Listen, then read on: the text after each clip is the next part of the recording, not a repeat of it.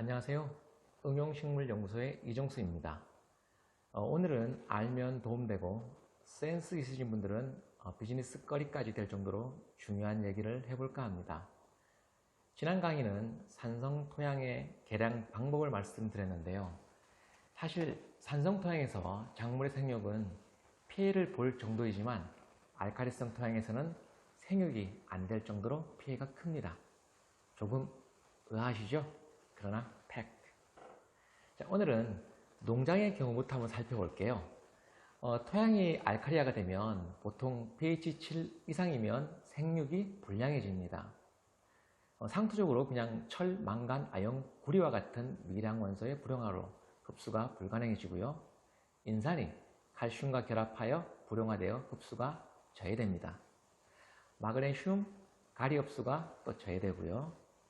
붕소, 결핍이 발생합니다. 붕소까지 길게 끌고 왔는데요.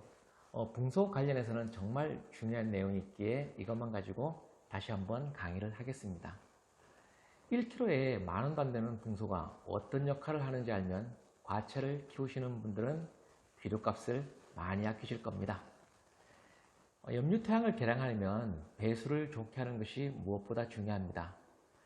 배수를 통하여 근건에 잔류하는 염류를 제거하는 거죠. 알칼리성 토양은 황가루나 황산, 질산 등을 사용하여 pH를 교정하는데 이러한 물질들은 강산성이기 때문에 취급에 주의를 요합니다.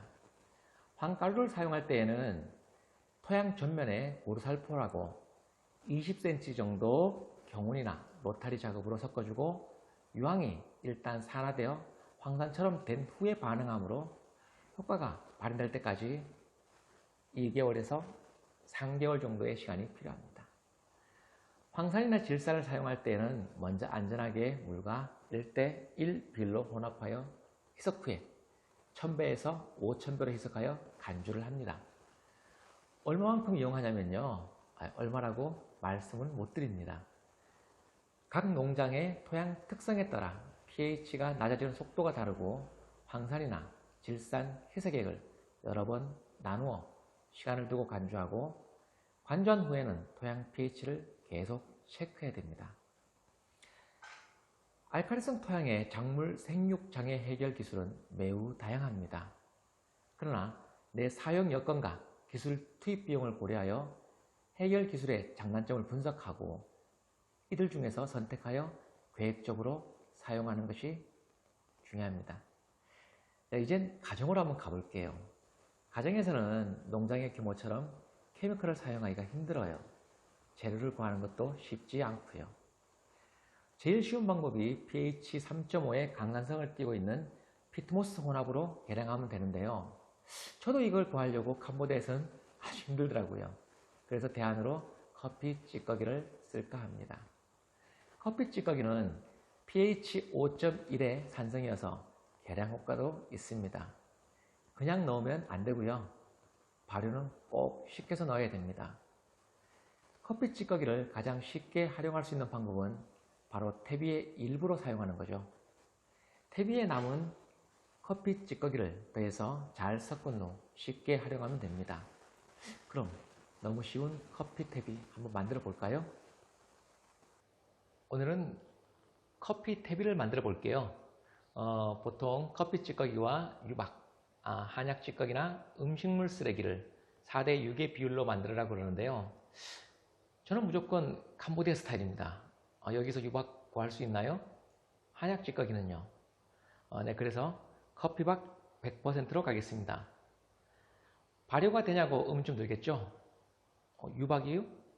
한약 찌꺼기가 발효시키는 건 아니거든요. 발효는 미생물이죠. 미생물이 발효에 가냐는 건 따로 시간을 내서 한번 말씀드려 볼게요. 먼저 적당한 통을 준비하시고요. 커피박을 준비합니다. 이 커피박은 모이커피 박정권 대표님이 보내주셨습니다. 감사합니다. 미생물이 필요한데요. 저는 한국에서 보내온 EM 원액을 당밀과 함께 쌀뜨물을 이용하여 이렇게 3일 정도 배양을 시켰습니다. 이러니까 좀 있어 보이지 않나요? 사실 이것도 구하기 힘듭니다. 그럼 뭘 할까요? 여기도 생막걸리 있지 않나요? 가만두면 위에 맑은 청주 있죠? 그건 태비 만들기 전에 한 잔 쭉 드시고요. 밑에 가라앉은 놈을 쓰면 됩니다. 여기도 설탕 한 숟갈은 기본이고요. 난 막걸리 안 마신다는 분 계시죠? 그냥 2리터 쌀뜨물에 설탕 한 숟갈 넣고 이틀 정도 상온에 두시고 써보세요. 이것도 귀찮다. 그럼 하원에 가면 이상하게 만든 태비를 팔아요. 그거 몇 컵 넣으세요. 요런 거요. 요렇게 팝니다. 이것도 힘들다. 그럼 그냥 물에 설탕 한 숟갈 타서 뿌려주세요. 시간이 더 어려서 그렇지 태비가 안 되는 건 아닙니다. 그럼 한번 만들어 볼게요. 먼저 커피박을 준비된 통에다가 일단 먼저 바닥에 한번 깝니다.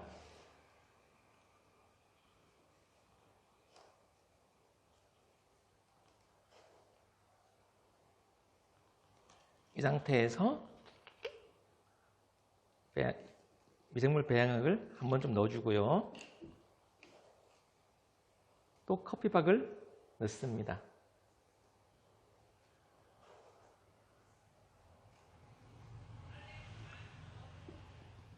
또 미생물 배양액을 좀 넣어주고요. 뭐 준비된 거니까 이것도 한번 뿌려줄게요. 탭이 여기 미생물이 많거든요. 탭이가 없으면 산이나 아니면 밭에 아니면 자기 화분에 있는 흙을 넣어주셔도 돼요. 거기 미생물이 무지하게 많아요.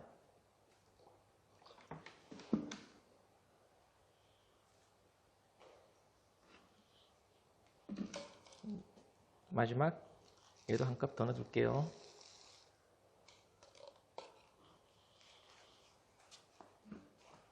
습도는 한 35% 정도 갈게요. 그러니까 거의 만져졌을 때 그냥 촉촉한 정도 그렇게 가겠습니다. 느낌 알아요. 뭐 특별하게 뭐 물을 얼마큼 넣어야 된다 이것보다 이 정도 습도면 곰팡이가 필 텐데 아시죠? 그 정도 딱 넣어주면 됩니다. 그리고 3일에 한 번씩 이걸 저어주세요. 미생물 중에는 호기성하고 혐기성이 있어요. 산소를 좋아하는 놈과 산소를 좋아하지 않는 놈들이 있거든요. 그래서 이렇게 섞어주면 산소가 좋아하는 놈들이 활동을 많이 하고 바닥에 깔려있는 놈들은 결국은 산소를 좋아하지 않는 놈들이 또 활동을 하겠죠. 미생물의 특징은요. 그냥 태어나서 죽을 때까지 뭐 하는지 아세요? 내보다 큰 놈, 유기물을 그냥 다 뽀장내는 일만 합니다. 그리고 죽어요. 그래서 얘들을 분해시켜 주죠. 이제 조금씩 고슬고슬해졌네요.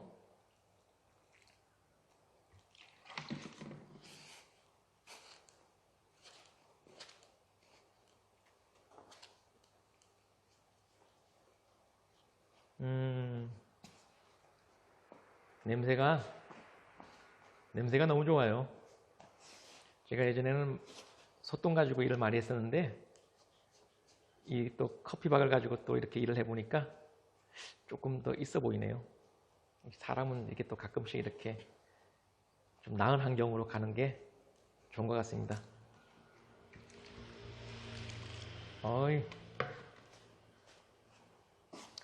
아까 말씀드렸듯이 미생물의 먹이는 필요해요. 그래서 당밀이 없으시면 설탕, 그리고 집에 보면 질소 있나요? 질소? 요소, 하얀 비료. 그거를 좀 넣어주셔도 되고, 인 좀 조금 타가지고 넣어주세요. 그러면 미생물이 그걸 먹고, 얘도 먹어야 일을 할 거 아닙니까? 얘도 먹을 거 없으면 죽어요. 그래서 그냥 물에다가 설탕만 주고 해도 발효는 다 됩니다.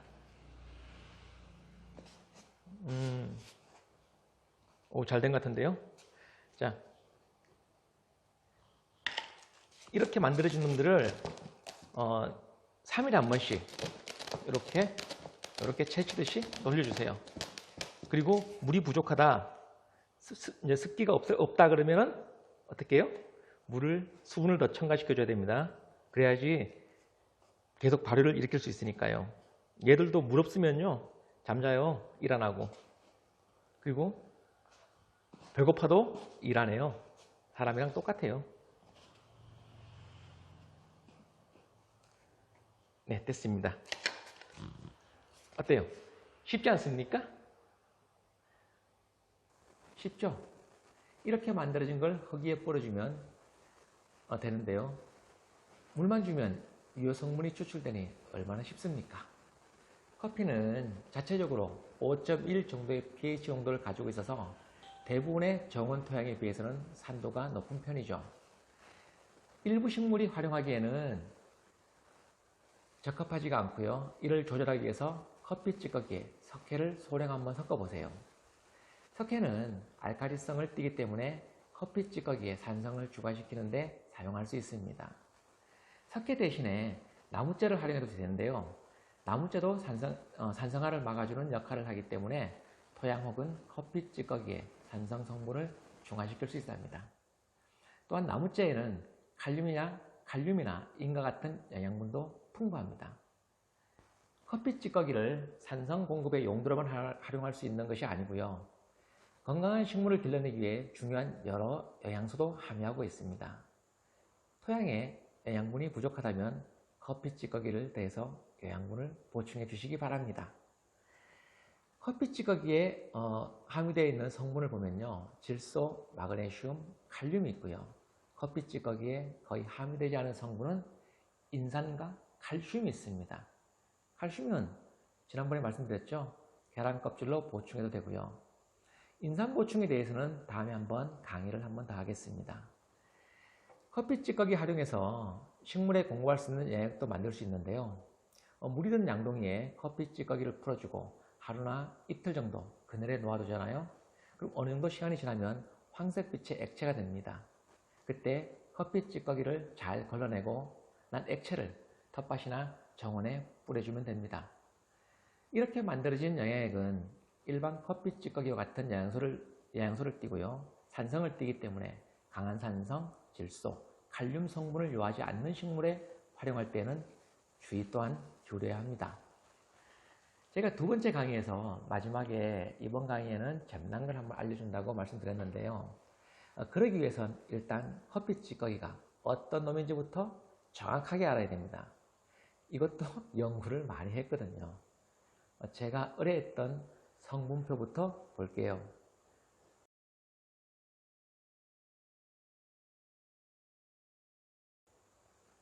단백질, 지방, 탄수화물이 성분으로 봐선 거의 생콩과 유사합니다.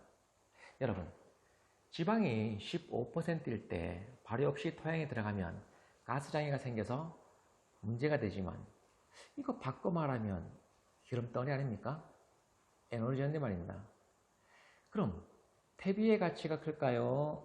에너지의 가치가 클까요? 물론 에너지죠.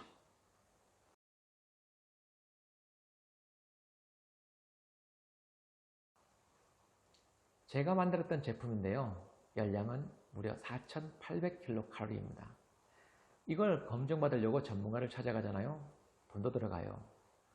검증도 받고 돈도 버는 방법은 경진대회에 나가는 거죠. 하나그룹이 지원하는 경진대회에서 지원사업에 당당히 선정되었습니다. 지원금도 물론 떡 따먹을 정도는 되었고요.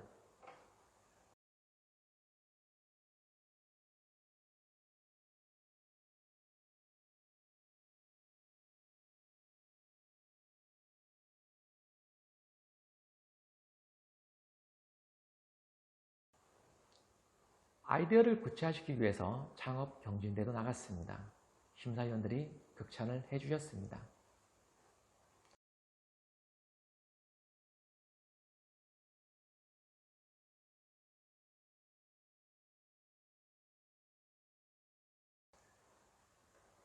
이렇게 시작하다가 자세히 봤더니요. 조단백질, 조지방, 탄수화물 다 있네요.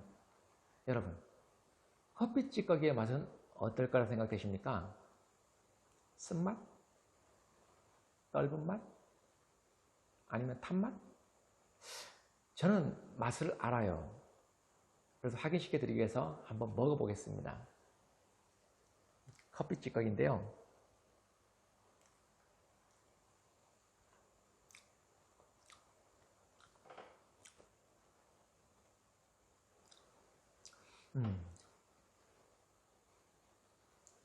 어떤 맛일 것 같아요? 뭐 제가 먹어보니까 알겠어요, 정확하게. 그냥 살짝 탄 콩맛입니다.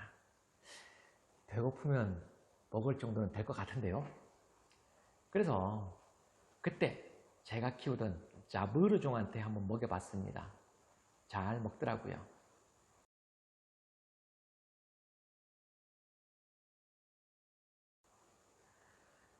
동물도 먹는 커피 찌꺼기는 연료로 써야 할까요? 아니면 사료로 써야 할까요? 당연히 사료가 더 고부가 가치죠. 요즘 한국에서도 커피 찌꺼기가 사료로 5%까지 섞고 있습니다. 왜 섞어야만 하는지는 여기에서 말씀드릴 수는 없지만 힌트를 주자면 한국에서 발생되는 커피 찌꺼기가 무려 연 15만 톤입니다. 어느 정도인지 가늠이 안 되시죠? 5톤 차가 무려 3만 대 분량입니다. 줄을 세우잖아요. 대당 10m씩만 잡고 쫙 나열하면 300km요. 서울에서 정동진까지 줄 세우고도 남을 양입니다. 2012년부터 해양투기도 근절되었죠. 그러다 보니 매립비도 연 100억이 넘었습니다. 처리는 해야겠고 별짓 다 했던 거죠. 그래서 사료까지 간 것 같아요. 그럼 캄보디아에서는 몇 퍼센트를 섞으면 될까요? 네, 답은 없지만 동물이 먹는데 지장 없을 정도라면 주면 될 것 같습니다. 연료인 경우도 캄보디아에선 더운데 웬 난방연료 하시겠지만 건기에 냉해가 가능한 품종을 생각하시는 분이라면 한번 고민해 보시기 바랍니다. 오늘은 여기까지 하겠습니다. 다음 시간에도 알차게 준비해서 돌아오겠습니다. 감사합니다.